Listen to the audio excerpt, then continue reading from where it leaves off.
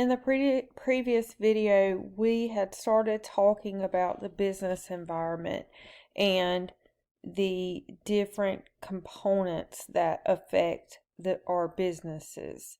They don't operate, like we said, as a closed system. There are outside factors that affect the business. And so each dimension here, as we were discussing this, affects both individual businesses and the economy. So we had covered some of these, but we need to talk about the technological environment and the impact of technology on businesses. And we know that this is growing and changing daily. Think about banking, how much banking has changed. Used to, you would go to the bank and withdraw cash, or if you needed to know your balance, you had a way of doing that, and you would receive bank statements in the mail to see what checks have cleared and just have a record of your transactions. And now you can get all of that online. You can bank online. You can do everything online now with banking. It can come to your phone. You get updates on if a check has cleared or if a deposit has been made. That's just one example, and there are so many more examples that you can probably think of businesses that have changed so much.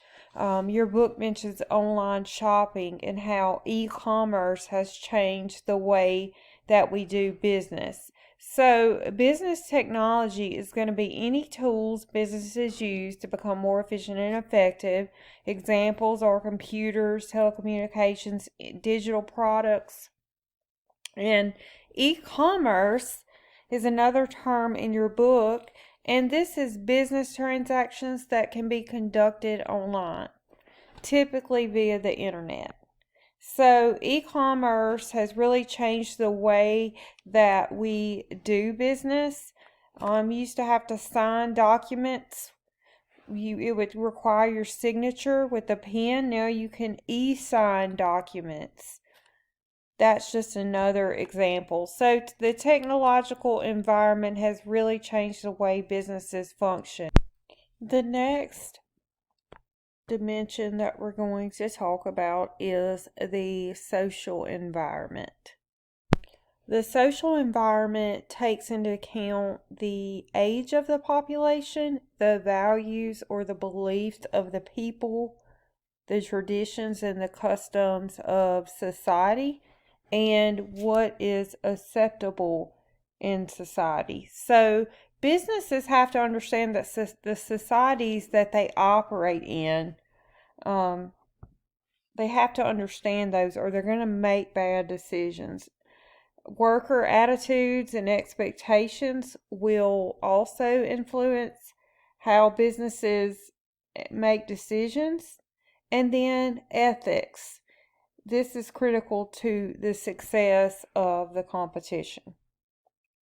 One of the terms under social environment is demographics, and this measures the population. So some demographic factors would include population size, density, as well as specific traits such as age, gender, and race.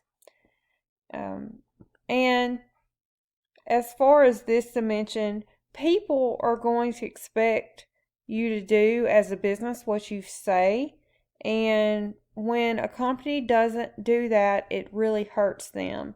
So we need to remember that we live in a diverse society and we have multiple races, nationalities, languages, and other factors that influence the decisions businesses make. In addition, in the U.S., we are living in a society that is getting older. So we have an aging population. Less children are being born today. Your book talks about the aging population. So the population as a whole is getting older. And so businesses have to think about that and the way that they market their products to address the aging population. So with demographics, an example of when a company failed, Yugo was a car company, and this is mentioned in your notes, and they decided to sell their product in another country. But the problem was Yugo means doesn't move or immobile in that particular country's language. So no one would have bought that car by that name. So we have to do our homework when we're marketing product. And as a business, you don't want to mislead your consumers. Some companies fail because they are misleading or they are fraudulent. Think about Enron and WorldCom. If you're not familiar with Enron or WorldCom, a great documentary is The Smartest Guys in the Room. Do not watch this around children, but it's very interesting and it really touches on ethics and how companies can mislead their employees as well as the customers. The final dimension that we're going to talk about is the global environment. Now that we have this technology, we can operate in countries across the world. So the world does not seem as small now because we can interact more. Businesses have to be aware if they operate in other countries that they're not just operating in the U.S. They're competing across the world. And you probably know of some businesses. There's lots of businesses that operate in not just the U.S. now. McDonald's, they have restaurants all across the world. Starbucks has coffee shops in many countries. So we have to pay attention to not just the U.S., but what's going on all over the world, because it does affect our business. Free trade, this is an international economic and political movement designed to help goods and services flow more freely across international borders. Then we also have a general agreement on tariffs and trade. This is an international trade agreement that has taken bold steps to lower tariffs and promote free trade worldwide. And if it's been a while since you heard what a tariff is, it's just a tax that's imposed by the government on the goods that are being imported from other countries. So it's a tax.